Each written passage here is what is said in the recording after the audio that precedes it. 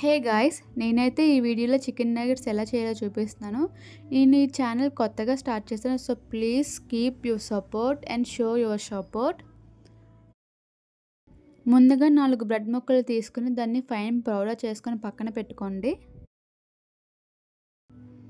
అదే మిక్సీ బార్లోని chicken 400 grams and masala items ముందుగా మనం పెట్టిన పౌడర్ని కూడా బ్రెడ్ పౌడర్ని కూడా దాంట్లో వేసుకొని కొంచెం తగినంత salt, black pepper, red chilli అన్నీ వేసుకొని మసాలా ఐటమ్స్ మీకు ఇంట్లో ఉన్నవి ఏవైతే ఉన్నాయో అవి వేసుకొని మర్చిపోవద్దు, జింజర్ గార్లిక్ పేస్ట్ తప్పనిసరిగా వేసుకోవాలి. అదే మెయిన్ ఇంగ్రీడియంట్.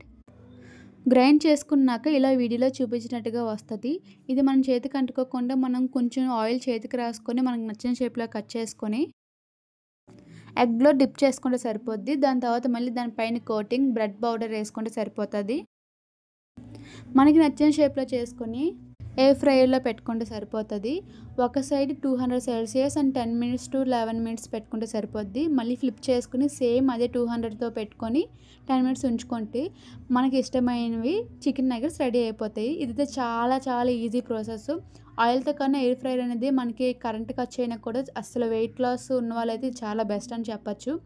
సో మీరు కూడా ట్రై చేసి చూడండి.